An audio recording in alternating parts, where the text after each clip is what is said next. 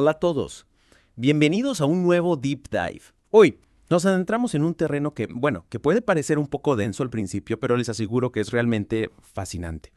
Vamos a explorar una nueva traducción del primer capítulo de la primera carta de Pedro. Exacto, y no se trata de religión, para nada.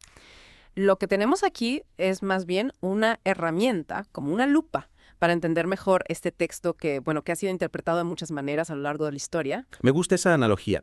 Es como si esta traducción, que se llama VX Biblia Exacta, nos permitiera ver detalles que siempre estuvieron ahí, pero que no podíamos apreciar completamente, listos para descubrir esos detalles. Totalmente listos. Empecemos por lo básico. ¿A quién está dirigida esta carta? La traducción nos habla de elegidos advenedizos de diásporas. Una frase que, ya de entrada, nos da pistas sobre la audiencia original. A ver, desglosemos eso un poco que suena intrigante. ¿Quiénes eran estos elegidos advenedizos? Eran personas seleccionadas, sí, pero extranjeras, que estaban, por así decirlo, de paso en varias regiones, como Ponto, Galacia, Capadocia. También Asia, pero no el continente, sino la provincia romana, ¿no? Y Bitinia. En esencia, personas de origen judío que vivían lejos de su tierra. Lejos de casa, en un mundo, si no me equivoco, predominantemente pagano. Exactamente, imagínate. Lejos de tu hogar, rodeado de una cultura completamente diferente. Esta traducción, al usar la palabra advenedizos, nos transmite esa sensación de desarraigo, ¿no? De estar en un lugar que no se siente propio. Claro, como si desde el principio el lenguaje nos estuviera hablando de la identidad y el contexto de quienes recibieron esta carta.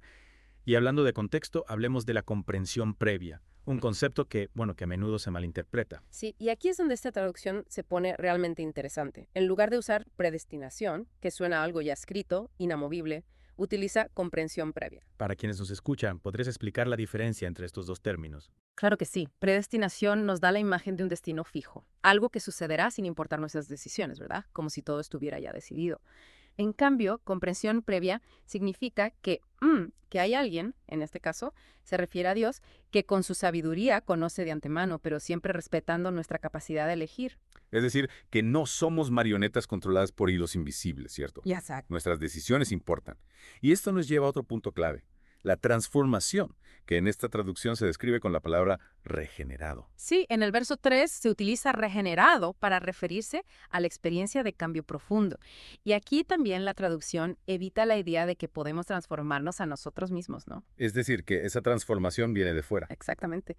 Es como si nos ofrecieran un regalo que nos cambia desde adentro.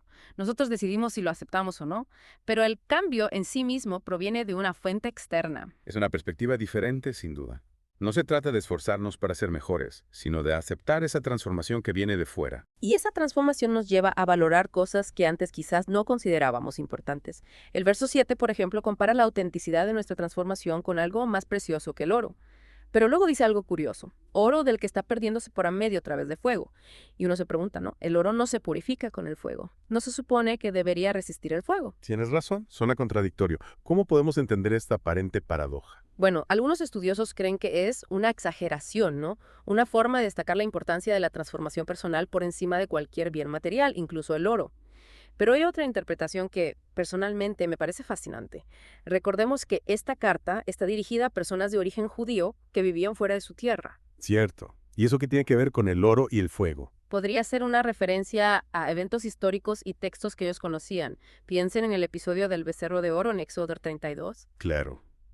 El oro, que se consideraba sagrado, se convirtió en un ídolo y terminó destruido por el fuego. Exactamente. En ese caso, el fuego simboliza la destrucción de lo que se idolatra, de lo que se coloca por encima de la verdadera fuente de transformación. Es decir, que incluso el oro, que representa riqueza y poder, puede perder su valor si no está alineado con lo realmente importante. Exacto, y además de eso podría incluso estar aludiendo a las profecías sobre la destrucción de Jerusalén, un evento que los que recibían esta carta al ser de origen judío y estar fuera de su tierra, pues lo habrían vivido. En ese caso, el fuego representaría la destrucción del templo y la pérdida de los tesoros materiales, incluido el oro. Exactamente, el mensaje sería aún más impactante frente a la pérdida de todo lo material. La verdadera transformación, la que realmente importa, permanece. Es increíble cómo una frase tan corta puede tener tantas capas de significado. Y hablando de significados profundos, esta traducción utiliza la preposición para en lugar de con al hablar de la razón de ser de esa transformación. Si en los versos 18 y 19, en vez de decir que fuimos rescatados con algo, se usa para. Y este cambio es muy significativo. Generalmente pensamos que fuimos rescatados con algo poniendo el énfasis en el medio, por el cual se nos rescató. Sin embargo, al usar para, la atención se dirige al propósito, al objetivo final de ese rescate. Es decir, que no se trata solo de escapar de algo negativo, sino de dirigirnos hacia algo mucho más grande. Exactamente, no se nos rescató para obtener riquezas pasajeras como el oro o la plata, sino para algo mucho más valioso y duradero. Para participar en un propósito que nos trasciende, ¿no? Así es, y esto nos lleva a reflexionar sobre el verdadero significado de esa transformación. No se trata solo de un beneficio individual, sino de formar parte de algo que nos supera, que nos conecta con un propósito universal. Un propósito que nos invita a vivir en una nueva dimensión de generosidad, justicia y esperanza. Y hablando de dimensiones, el verso 20 nos presenta una imagen que parece sacada de un libro de ciencia moderna. ¿Te refieres a la frase proyección de cosmos? Es una frase que ha generado mucha discusión, pero una interpretación la relaciona con la idea de un universo en expansión. Algo así como la teoría del Big Bang. Exactamente. El término proyección evoca la imagen de algo que se expande a partir de un punto inicial, como si el universo fuera una especie de proyección. Y el fin de los tiempos que menciona el verso se referiría entonces al momento culminante de esa expansión. Esa es una interpretación, y en ese contexto la llegada del Libertador marcaría un punto crucial en la historia del cosmos.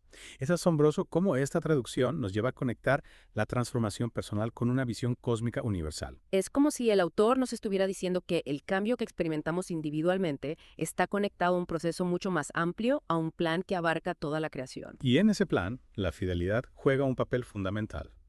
El verso 21 nos habla de ser fieles hacia la fuente de la transformación, un llamado que se repite a lo largo de toda la carta.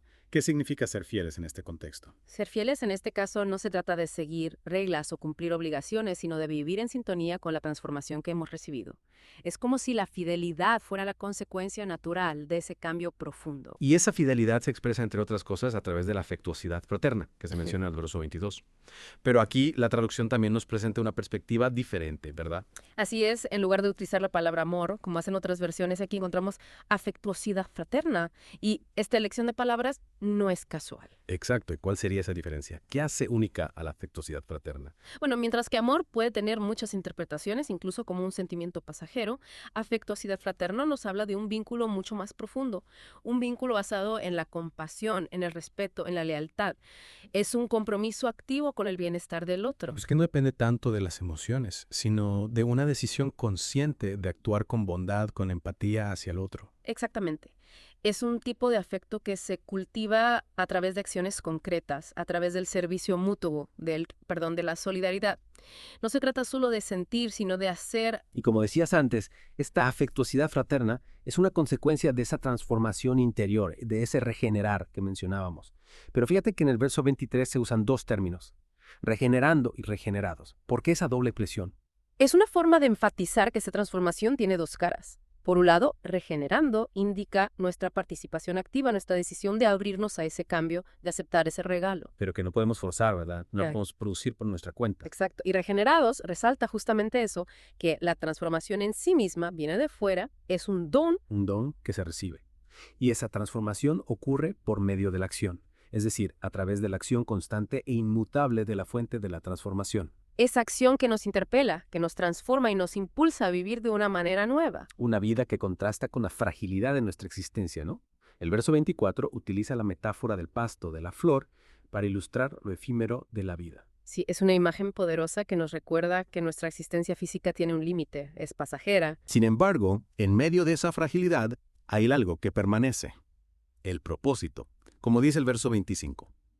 El propósito que trasciende el tiempo y el espacio, que permanece inmutable a pesar de los cambios, de las dificultades. Y ese propósito, esa buena noticia, es lo que se nos ha revelado. Y que ahora es nuestra responsabilidad compartir, con la misma pasión con la que se nos ha transmitido. Una invitación a vivir de una manera diferente, a construir un mundo basado en la justicia, en la verdad. Un mundo donde la afectuosidad fraterna no sea solo una idea, sino una realidad que transforme nuestras relaciones. Exacto. Y esta nueva traducción, VIX Biblia Exacta, nos ayuda a entender mejor este mensaje, ¿no? A descubrir detalles que quizás habíamos pasado por alto. Detalles que nos desafían, que nos inspiran, que nos ayudan a vivir con mayor profundidad. Sin duda. Y lo más interesante es que nos deja con más preguntas que respuestas, ¿no te parece? Porque cuando realmente nos adentramos en estos textos, descubrimos un universo de significado. Es como si cada palabra fuera una puerta a un nuevo mundo de conocimiento. Y ese es el verdadero valor de este viaje, ¿no? Descubrir que siempre hay algo nuevo que aprender, algo que nos sorprende, que nos transforma. Totalmente de acuerdo. Y a ti que nos escuchas, te invitamos a que continúes explorando, a que no te conformes con lecturas superficiales. A que te atrevas a cuestionar, a profundizar, a descubrir los tesoros ocultos en estos textos milenarios. Porque la sabiduría no reside solo en las respuestas, sino también en las preguntas que nos hacemos. Y en ese camino, la VIX Biblia Exacta puede ser una herramienta muy valiosa. Sin duda alguna. Y hasta aquí nuestro Deep Dive de hoy. Esperamos que esta inmersión en la primera parte del capítulo 1 de la primera carta de Pedro haya sido tan reveladora para ustedes como para nosotros. Hasta la próxima.